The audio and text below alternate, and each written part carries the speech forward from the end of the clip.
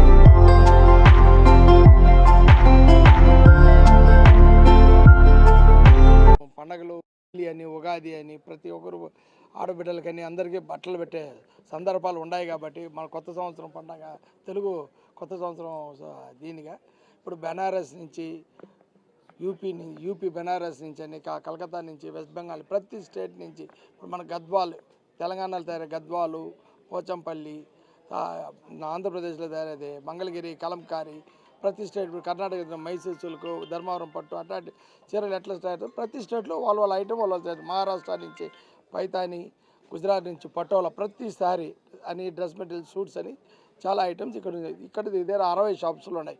ఇప్పుడు ఏమనంటే గవర్నమెంట్ ఎన్నో రకాలుగా మన వీవర్స్కి సపోర్ట్ చేస్తూ ఉన్నా మేము ఒక నాన్ ప్రాఫిటబుల్ కింద ఒక సొసైటీగా ఫామ్ చేసుకొని ప్రతి ఒక్కరు తల అయ్యే ఖర్చుల్ని పంచుకుంటూ డైరెక్ట్ వీవరే ఒక రూఫ్ కింద తీసుకొచ్చి కళింగ కల్చరల్ కింద పెట్టి ఇప్పుడు హైదరాబాద్లో నివాసులకి అందరికీ ఒక జాగాకి తీసుకొచ్చి మేము చేస్తాం. మీరు ఏమన్నా డైరెక్ట్ వీవరే వచ్చి వీవర్ దగ్గర మీరు కొంటున్నారు కాబట్టి ఆన్ ది రేట్ ఆ రోజు ఎంత పడుతుందో ప్యూర్ క్వాలిటీ వెతుక్కుంటూ మంచి క్వాలిటీ కనిపెట్టుకుంటూ ఆన్లైన్లో కూడా చాలా వరకు వచ్చినాక బాగలేదు అంటారు.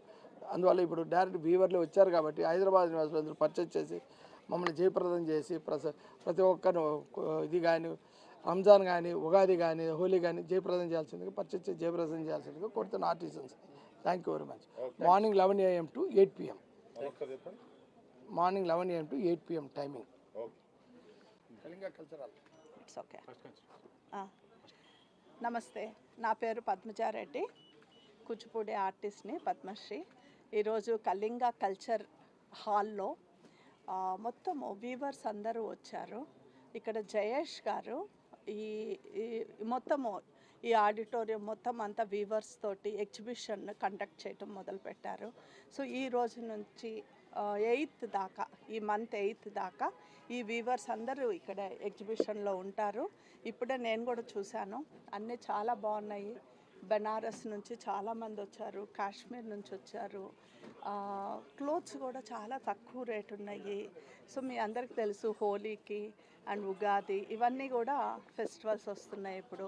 సో అందరూ కూడా ఇక్కడ తక్కువ రేట్లో మీరు అందులో డైరెక్ట్ వీవర్స్ అంటే మీరు ఆలోచించండి, పాపం వాళ్ళు ఎంత కష్టపడతా ఉంటారు వీవర్స్. సో వాళ్ళే డైరెక్ట్గా వచ్చి పెట్టుకోవటానికి ఇట్లా వీళ్ళ ఆర్గనైజర్స్ ఇట్లాంటివన్నీ చేయటము రియల్లీ మన లేడీస్ అందరికీ రియల్లీ హ్యాపీ. తక్కువ రేట్లో మంచి శారీస్ని మనము సెలెక్ట్ చేసుకోవచ్చు. అండ్ ఇక్కడ చాలా స్టాల్స్ ఉన్నాయి. ఎన్ని స్టాల్స్ ఉన్నాయండి? మొత్తం 60 స్టాల్స్ ఉన్నాయి. 8th దాకా మార్నింగ్ 11 నుంచి ఈవినింగ్ 7 దాకా ఉంటుంది. మీరు ఎనీ టైం ఫ్రీ టైంలో వచ్చి కొనుక్కోండి. Happy Holi to you all. Thank you. Hyderabad గచ్చిబౌలిలో బెంజ్ కార్ బీభత్సం సృష్టించింది. నానక్ రామ్గూడ వద్ద అతివేగంగా దూసుకొచ్చిన బెంజ్ కార్ డ్రైవర్ మరో కారును ఢీకొట్టి ఆగకుండా పారిపోయాడు. కారును ఆపేందుకు ప్రయత్నించిన కానిస్టేబుల్ పై కారు దూసుకురావడంతో అతడు బ్యానెట్ పై పడిపోగా దాదాపు కిలోమీటర్ మేర అతడు ఈడ్చుకెళ్లాడు.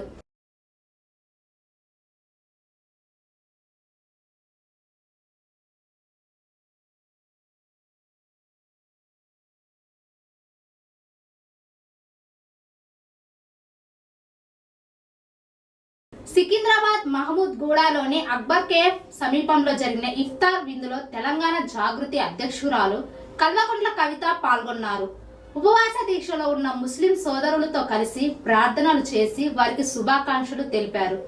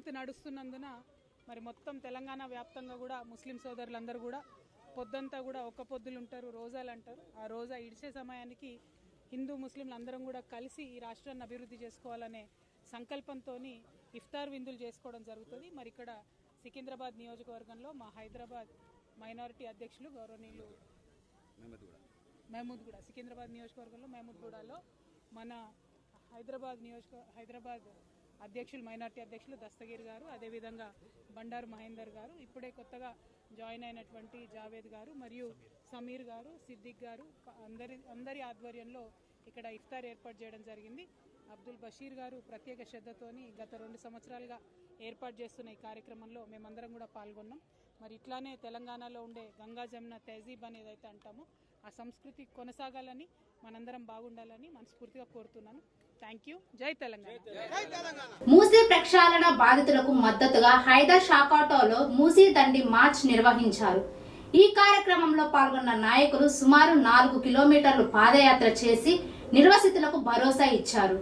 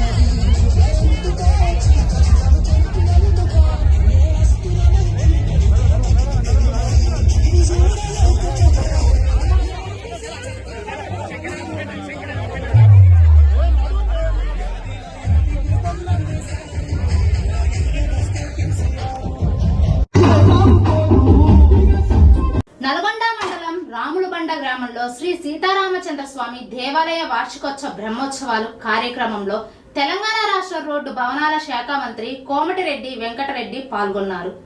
ఈ సందర్భంగా ఆయన మాట్లాడుతూ గ్రామస్తులంతా ఏకమై వార్షిక బ్రహ్మోత్సవాలను భక్తి శ్రద్ధలతో నిర్వహించడం అభినందనీయమని ఆయన అన్నారు.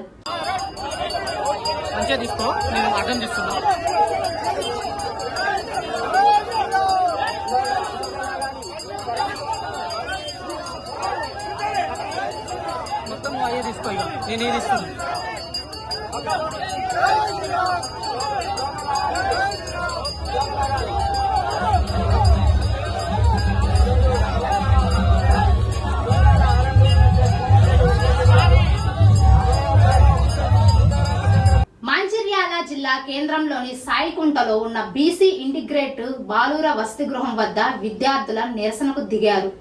వార్డెన్ తమతో వంట చేయిస్తున్నారని, అన్నం నీళ్లు పప్పు పెడుతున్నారని, కలుషిత ఆహారం, హాస్టళ్ల అపరిశుభ్రత వల్ల అనారోగ్యానికి గురవుతున్నామని వారు ఆవేదన వ్యక్తం చేశారు. రంగారెడ్డి జిల్లా చేవెళ్ల శంకర్పల్లి రోడ్డులోని రిష్తా ఆటోమొబైల్స్ గోడౌన్లో భారీ అగ్ని ప్రమాదం జరిగింది. షార్ట్ సర్క్యూట్ కారణంగా మంటలు చెలరేగి గోదాంలోని హీరో హోండా స్పేర్ పార్ట్ పూర్తిగా కాలిపోయాయి. ప్రమాదంలో సుమారు 2 కోట్ల ఆస్తి నష్టం జరిగినట్టు తెలుస్తుంది.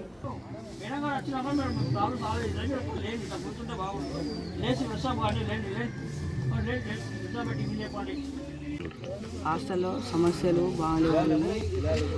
ఇప్పుడు అంటే డైలీ చిన్న చిన్న పిల్లల నుంచి వెజిటేబుల్స్ కట్టించడం కానీ అన్నం బియ్యం కడగడం, ఇంకా గంజులు దించడం, గంజులు ఎక్కించడం, గంజులు దించడం, గంజులు ఎక్కించడం, ఇంకా పిల్లలతో పనులు చేయించడం, బియ్యం బస్తాలు దించడం, గ్యాస్ మూతలు మోసుడు, ఇలాంటివి ఎన్నో జరుగుతున్నాయి.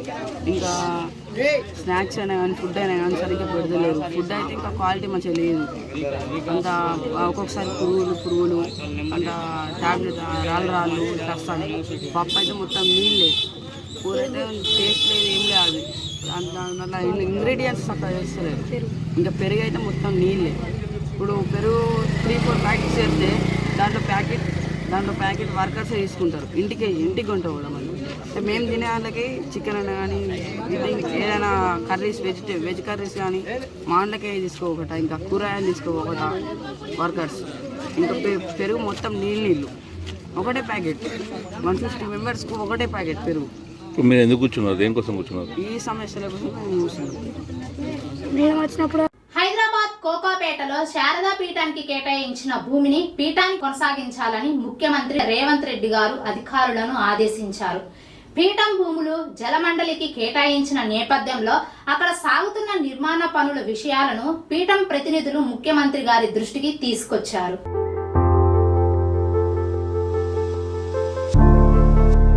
ఇవి ఇవాల్టి వార్తలు. మరికొన్ని వార్తల కోసం చూస్తూనే ఉండండి S10 న్యూస్. మన కోసం మన ఛానల్.